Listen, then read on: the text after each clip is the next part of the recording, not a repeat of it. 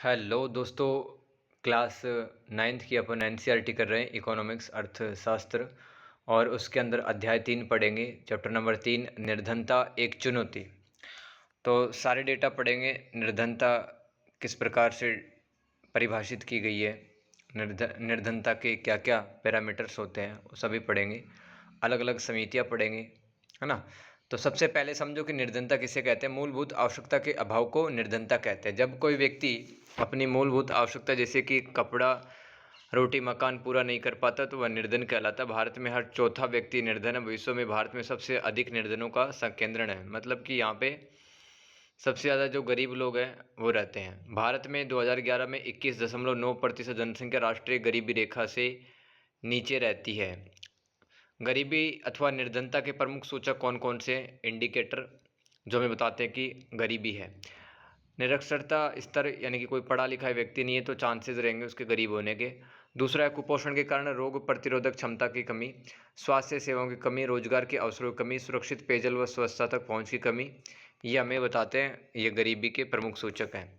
निर्धनता का अर्थ क्या है कि भूखमरी और आश्रय यानी कि आवास का या घर का नहीं होना, स्वच्छ जल व सफाई सुविधाओं का अभाव होना, नियमित रोजगार की कमी व न्यूनतम शालीनता स्तर का अभाव होना, असहायता के साथ जीना।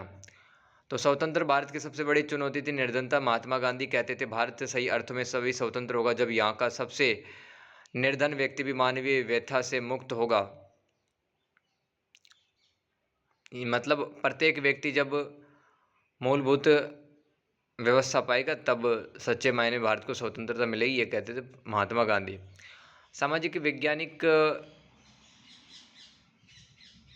किसे कहते हैं? समाज और मानवीय संबंध के बारे में अनुसंधान करने वाले लोगों को सामाजिक वैज्ञानिक कहा जाता है। सामाजिक अपवर्जन और असुरक्षा पर आधारित निर्धनता का विश्लेषण बहुत ही सामान्य होता जा रहा है। सामाजिक अपवर्जन क्या है? यह एक ऐसी प्रक्रिया है जिसके माध्यम से व्यक्ति या समूह उन सुविधाओं अथवा लाभों व अवसरों से वंचित रहते हैं जिनका वे उपभोग नहीं कर पाते हैं। ठीक है, तो अपवर्जन क्या है कि किसी व्यक्ति के पास में कोई सुविधा नहीं है, लाभ नहीं है, अवसर नहीं है, तो उसका उन परिस्थितियों का वो फायदा नहीं उठा पाता। इस प्रक्रिया को अपवर्जन कहते हैं। तो सामाजिक अपवर्जन के कारण गरीबी आती है। भारत में जाति व्यवस्था भी काफ़ी ज़्यादा, आज भी जाति व्यवस्था उसके कारण से कई लोगों को समान अवसरों से वंचित रखा जाता है। अपवर्जित यानी कि वंचित रखा, दूर रखा जाता है। असुरक्षा पढ़ लेते हैं। सबसे पहले तो अपन डिफाइन करते कि गरीबी का निर्धारण हम कैसे करेंगे। ठीक है, हम किसी व्यक्ति की प्रॉपर्टी देख सकते हैं, उसके शिक्षा, स्वास्थ्य और रोजगार के अवसरों को देख सकते हैं। सबसे पहले तो आप ये समझो कि गरीबी का जो विश्लेषण है वो कैसे किया जाता है। आपदा आतंकवाद के मामले में जितने भी पिछड़े और विकलांग व्यक्ति है वो और ज़्यादा निर्धन हो जाते हैं।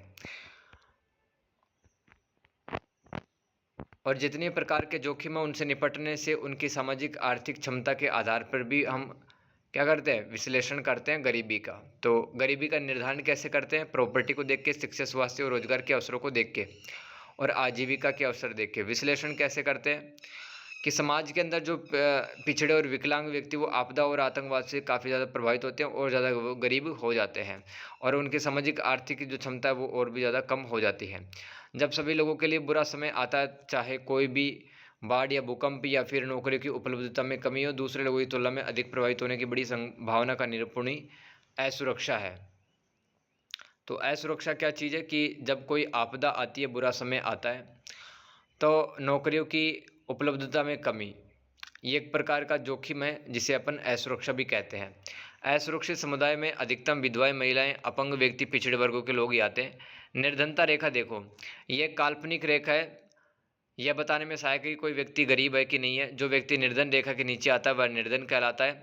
भारत में गरीबी रेखा का आकलन उपभोग व्यय पर आधारित है, यानी कि एक व्यक्ति कितना कैलोरी ले रहा है प्रतिदिन, कितना कमा रहा है, उसके आधार पर गरीबी देखी जाती है। कौन से मानदंड या पैरामीटर अपनाए गए हैं निर्धनता रेखा का आकलन करते समय? पहला है कैलोरी आवश्यकताओं के आधारित। तो इस पे अलग समिति बनी, अलग, है ना, अलग समिति 1979 में।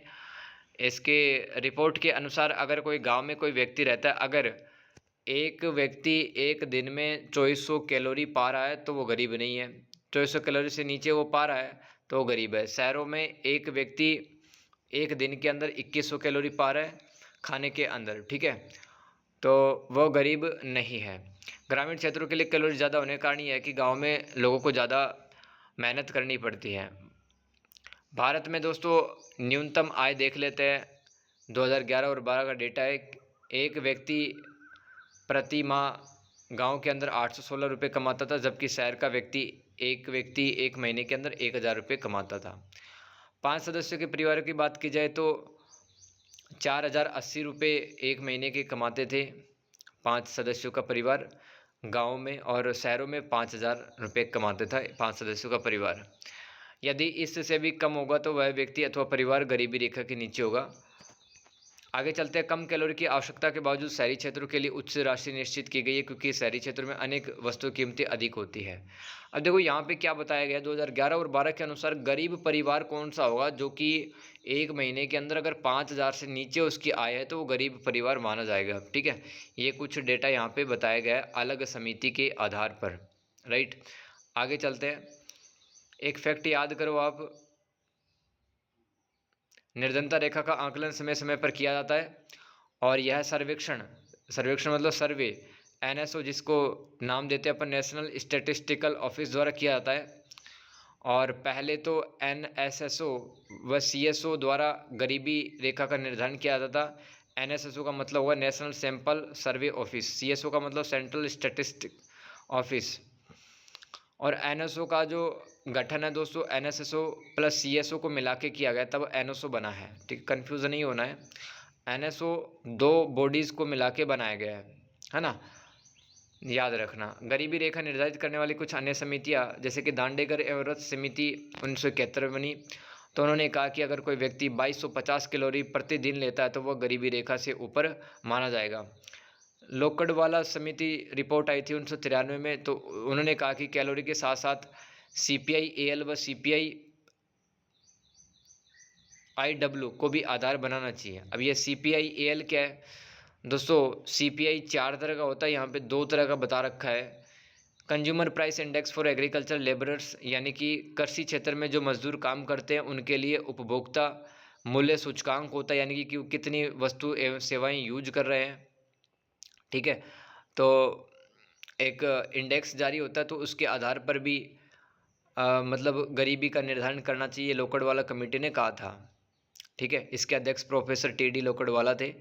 और CPI IW क्या, consumer price index for industrial workers, यानी उद्योग क्षेत्र में काम करने वाले जो मजदूर है उनके लिए उपभोक्ता मूल्य सूचकांक को भी आधार बनाना चाहिए, उसको भी देखना चाहिए कि एक व्यक्ति है, मतलब क्या बाज़ार में सामान खरीद पा रहा है कि नहीं पा रहा, अगर उसको कुछ वस्तु या सेवा चाहिए तो क्या उसके पास में पर्याप्त पैसा कि नहीं पैसा, तो ये बताता है हमें CPI IW, ठीक है। तो उनको भी आधार बनाना चाहिए, लोकड़वाला समिति ने कहा था। फिर S तेंदुलकर कमेटी रिपोर्ट 2009 देख लेते। यदि कोई गांव में एक व्यक्ति प्रतिदिन 27 रुपये और शहर के अंदर एक व्यक्ति प्रतिदिन 33 रुपये कमाता तो गरीबी रेखा से ऊपर होगा। लेकिन दोस्तों 27 रुपये में 33 रुपये में होता ही क्या है, ठीक है। इसमें तो फिर खाने का ही सामान नहीं आ पाएगा, राइट। तो सी रंगराजन समिति 2011 के अंदर गरीबी रेखा निर्धारण के 4 मापदंड इन्होंने बताए हैं कि शहर के अंदर आय कितनी होनी चाहिए एक दिन की और एक इंसान की, ठीक है। एक इंसान एक दिन में शहर में अगर 47 रुपये कमाता है तो वो गरीब नहीं होगा, और गांव के अंदर वही 32 रुपये। और ऐसे ही श्री रंगराजन समिति ने कहा कि एक दिन में एक इंसान अगर गांव के अंदर 2095 कैलोरी पा रहा है खाने के अंदर तो वो गरीब व्यक्ति नहीं होगा, सॉरी शहर के अंदर। गांव के अंदर 2155 कैलोरी। प्रोटीन देख लो, 48 ग्राम प्रोटीन, और गांव के अंदर 50 ग्राम प्रोटीन। फैट मतलब एक व्यक्ति एक दिन के अंदर अपने खाने में 26 ग्राम फैट पा रहा है, फैट मतलब वसा, शहर के अंदर रहने वाला व्यक्ति, तो वो गरीब नहीं होगा। और ऐसे गांव के अंदर 28 ग्राम फैट, राइट। एस तेंदुलकर समिति की रिपोर्ट के अनुसार भारत में 21.9% गरीबी थी। ये सी रंगराजन समिति, एस तेंदुलकर समिति और लोकड़वाला समिति और दांडेकर रथ समिति काफ़ी ज़्यादा इंपॉर्टेंट है, ये एग्ज़ाम में पूछी जाती है, कॉम्पिटिटिव एग्ज़ाम में भी। निर्धनता के अनुमान देख लेते हैं। भारत में निर्धनता के आंकड़े समय समय पर बदलते रहते हैं, परंतु आज भी करोड़ों लोग ऐसे हैं जिन्हें एक समय का भोजन नहीं मिल पाता, तथा अन्य सुविधाएं तो बहुत दूर की बात है। अलग अलग समितियों के अलग अलग मापक के तरीके हैं, अलग अलग आंकड़े हमारे सामने आते हैं, परंतु आंकड़े चाहे कुछ भी हो, अभी भी भारत में करोड़ों की संख्या में लोग गरीबी रेखा से नीचे हैं। रंगराजन की रिपोर्ट के अनुसार 2011 में भारत में गरीबी का अनुपात 29.5% था, और एस तेंदुलकर समिति के अनुसार 2011 में भारत में गरीबी का अनुपात 21.9% था। हालांकि निर्धनता रेखा से नीचे रहने वाले लोगों का प्रतिशत पूर्व के दशकों में गिरा है। तो दोस्तों, गरीबी आज पूरी तरह से खत्म नहीं है, लेकिन उसका जो परसेंटेज है, उसकी जो दर है, वो कम होती जा रही है। तो सरकारों के प्रयास भी हैं, कुछ सरकारों ने अच्छे प्रयास किए, परंतु फिर भी कोई सटीक जानकारी हमें नहीं मिल पाई है। आगे चलते हैं। असुरक्षित समूह। भारत में निर्धनता रेखा से नीचे के लोगों का अनुपात सामाजिक समूह व आर्थिक वर्गों में एक समान नहीं है, यानी कि अनुसूचित जाति और अनुसूचित जनजाति के जो लोग हैं वो बहुत ज़्यादा गरीब भी है। ठीक है, ऐसे ही मतलब शहरों के अंदर जो रहते हैं ना, नगरीय अनियत मजदूर, जो कि मतलब जैसे यूपी और बिहार का कोई लेबर वो दिल्ली के अंदर चला गया, ठीक है, उसको काम नहीं मिला 2-5 दिन, तो फिर ऐसे जो मजदूर है वो नगरीय अनियत मजदूर कहलाते हैं। तो ये सबसे ज़्यादा असुरक्षित आर्थिक वर्ग है। ऐसे ही ग्रामीण कृषि श्रमिक परिवार, तो गाँव के अंदर रहने वाला जो किसान है उसको हर दिन तो कोई काम नहीं मिल पाता है खेती बाड़ी संबंधित, इसलिए वो भी सर्वाधिक असुरक्षित आर्थिक वर्ग में ही आएगा। महिलाओं को वृद्धों को बच्चों को भी सुव्यवस्थित ढंग से परिवार के लिए उपलब्ध संसाधनों तक पहुंच से वंचित किया जाता है, यानी कि इनको भी अवसर और संसाधन नहीं मिल पाते हैं। अंतर्राज्यीय असमानता, मान ली कि दो राज्यों के बीच की बात हो रही है, तो भारत में निर्धनता का एक और पहलू है कि प्रत्येक राज्य में निर्धन लोगों का अनुपात अलग अलग है। हालांकि 1970 के बाद प्रत्येक राज्य में निर्धनता में कमी आई है। निर्धनता कम करने की सफलता की दर प्रत्येक राज्य की अलग अलग है। 2011 और 12 में भारत में निर्धनता अनुपात 22% था। मध्य प्रदेश, असम, यूपी, बिहार, उड़ीसा में निर्धनता अनुपात राष्ट्रीय अनुपात से ज़्यादा था, यानी कि यहाँ पे गरीबी सबसे ज़्यादा है बिहार और उड़ीसा में। Poorest state of India in 2022। देखो 2024 में सबसे जो गरीब राज्य हैं भारत में छत्तीसगढ़ और झारखंड है। देख लो 37% और 36% यहाँ पे गरीबी है। अब देखो यहाँ पे 2011 की जनगणना दे रखी है। सबसे पहले तो आप ये देखो निर्धनता अनुपात दे रखा है बिहार, उड़ीसा, असम, यानी कि सबसे ज़्यादा गरीबी 2011 की जनगणना के अनुसार बिहार में थी, फिर उड़ीसा में, फिर असम में, फिर मध्य प्रदेश में, राइट। सबसे कम गरीबी है वो केरल के अंदर देख सकते हो 7.1। ये निर्धनता अनुपात पावर्टी रेशियो है 2011 की सेंसस के अकॉर्डिंग। केरल, महाराष्ट्र, आंध्र प्रदेश, तमिलनाडु, गुजरात और पश्चिम बंगाल, इनमें निर्धनता कम है। अब देखो यहाँ पे पंजाब और हरियाणा के अंदर इतनी गरीबी क्यों कम है, क्योंकि यहाँ पे हरित क्रांति की वजह से काफ़ी लोग हैं वो माला माल हो गए हैं, ठीक है, किसान हैं, उन्होंने बम्पर पैदावार की है। केरल के अंदर मानव संसाधन विकास में पैसा लगाया, तो केरल के अंदर क्या भाई बहुत ज़्यादा पढ़े लिखे लोग हैं, नौकरी वगैरह लगते हैं, तो इसलिए गरीबी कम है। पश्चिम बंगाल में भूमि सुधार के उपाय किए गए हैं, वहाँ पर भी किसानों की हालत अच्छी हुई है, इसलिए वहाँ पर भी गरीबी आपको तुलनात्मक रूप से कम दिखाई देगी। आंध्र प्रदेश और तमिलनाडु, यहाँ पे अनाज का सार्वजनिक वितरण किया था, यानी कि सरकारों द्वारा गरीब लोगों के पास में मतलब अनाज पहुँच जाता है, इसलिए यहाँ पर भी गरीबी कम है। वैश्विक निर्धनता परिदृश्य देख लेते हैं। मतलब यहाँ पे जो विश्व बैंक जैसी संस्थाएं, उनकी परिभाषा के अनुसार प्रतिदिन 2.15 अमेरिकी डॉलर से कम पर जीवन निर्वाह करने वाला व्यक्ति गरीबी रेखा से नीचे होगा। विश्व बैंक के अनुसार विश्व निर्धनता 2010 में 16.27% थी और 2019 में 9.05% हो गई। वैश्विक निर्धनता में गिरावट आई, लेकिन क्षेत्रीय भिन्नताएं अलग अलग पाई जाती है। जैसे तीव्र आर्थिक प्रगति व मानव संसाधन विकास में निवेश करने के कारण चीन व दक्षिण पूर्व एशिया के देशों में निर्धनता में विशेष कमी आई है। दक्षिणी पूर्व एशिया देखो, जैसे कि हांगकांग है और सिंगापुर है, ताइवान है, ठीक है, ये देश काफ़ी ज़्यादा अमीर हो गए क्योंकि पर्यटन के कारण यहाँ पे काफ़ी ज़्यादा पैसा भी आया है, तो गरीबी कम हुई है। चीन में निर्धनता देखो 2014, 15 और 2020 में लगातार कम होती जा रही है। गरीबी है लेकिन वो कम होती जा रही है। दक्षिणी एशिया देशों जैसे कि भारत, पाकिस्तान, श्रीलंका, नेपाल, बांग्लादेश, भूटान, अफगानिस्तान और मालदीव में निर्धनों की गरीबों की संख्या में गिरावट आई है। सब सहारा अफ्रीका में निर्धनता ये भी 2017 और 19 में कम हुई है। लैटिन अमेरिका और कैरेबियन क्षेत्र में निर्धनता का अनुपात लगभग वही रहा है। रूस व पूर्व समाजवादी देशों में निर्धनता पुनः व्याप्त हो गई है, जहां पहले आधिकारिक रूप से कोई निर्धनता नहीं थी, ठीक है। तो रूस जैसे जो देश हैं वहाँ पे गरीबी अभी भी बनी हुई है। निर्धनता के कारण क्या है वो पढ़ लो। निर्धनता के कारण क्या है देखो, ये विश्व बैंक के आंकड़े हैं, ठीक है। विश्व बैंक ने क्या कहा था कि एक 5 अमेरिकी डॉलर से कम अगर कोई व्यक्ति पाता है तो वो गरीब कहलाएगा। तो नाइजीरिया के अंदर ऐसे व्यक्ति कितने हैं? 30.9। ठीक है, सबसे ज़्यादा नाइजीरिया में गरीबी है, उसके बाद में दूसरे नंबर बांग्लादेश, तीसरे में भारत। ठीक है, आगे देखो, ये आप प्रतिदिन 1.9 अमेरिकी डॉलर पर जीवन यापन करने वाले लोग यहाँ पर देख सकते हैं। दक्षिणी एशिया ग्राफ लाइन सबसे ऊपर है, तो दक्षिणी एशिया में गरीब सबसे ज़्यादा है। सबसे कम देख सकते हो चाइना में सबसे ज़्यादा कम गरीब है, राइट। आगे देख सकते हो क्षेत्रानुसार निर्धनों की संख्या।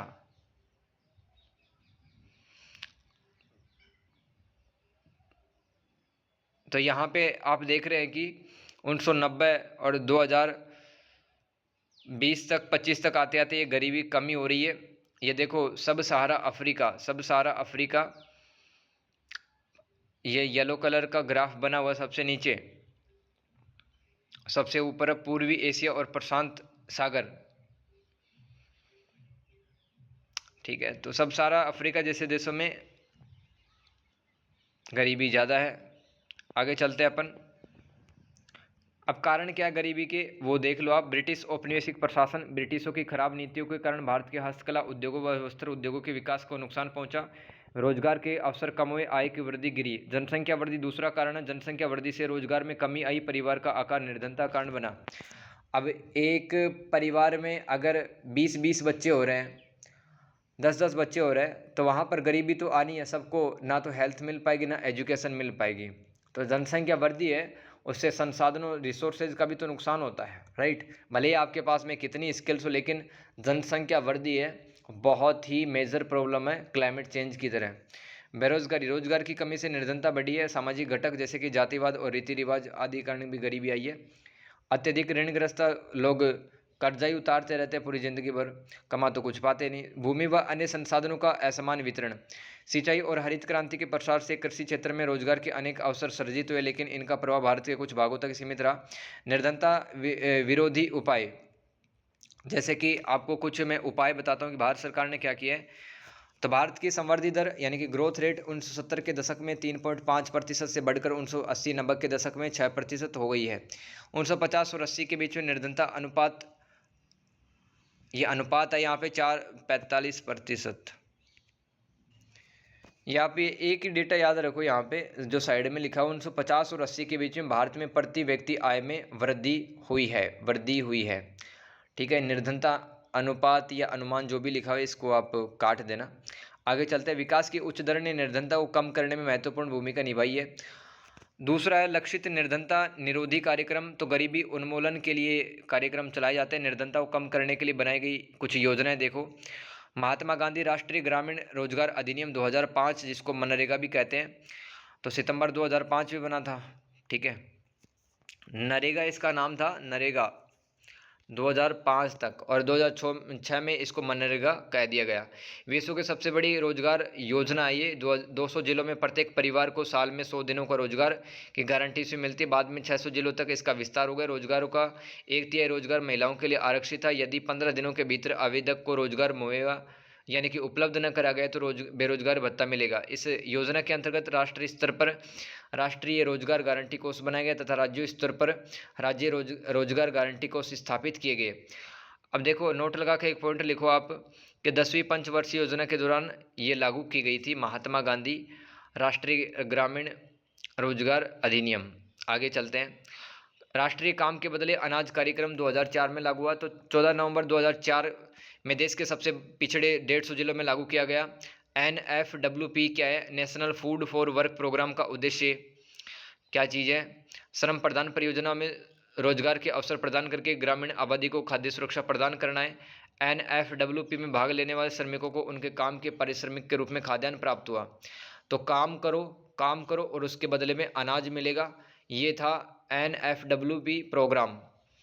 यह 10वीं पंचवर्षीय योजना के दौरान ही शुरू किया गया था। आगे चलते हैं। तीसरा प्रयास सरकार के द्वारा प्रधानमंत्री रोजगार योजना 1993। यह गैर कृषि क्षेत्र में सूक्ष्म उद्योगों की स्थापना में सहायता करके देश भर में बेरोजगार युवाओं के लिए रोजगार के अवसर पैदा करने की सुविधा प्रदान करता है।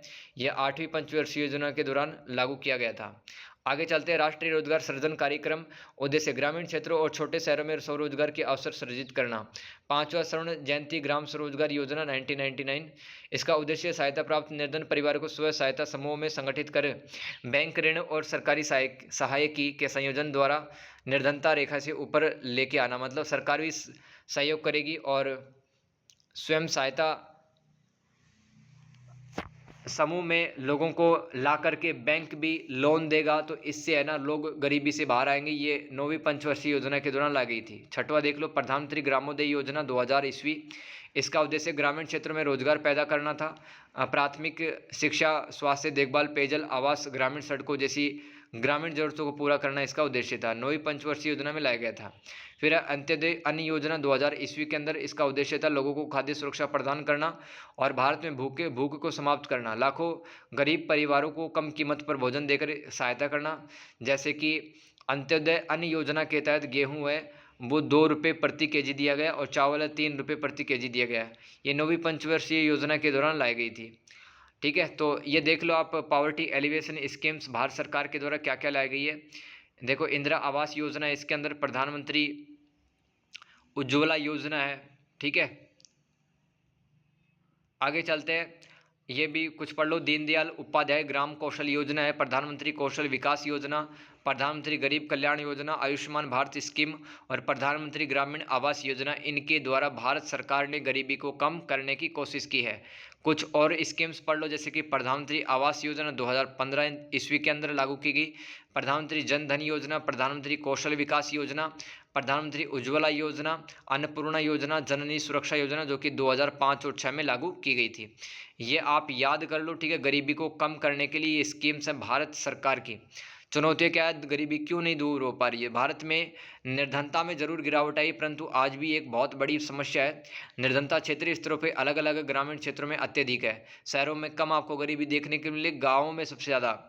संसाधनों का असमान वितरण है, किसी के पास में सब कुछ है, किसी के पास में खाने के 2 दाने नहीं है।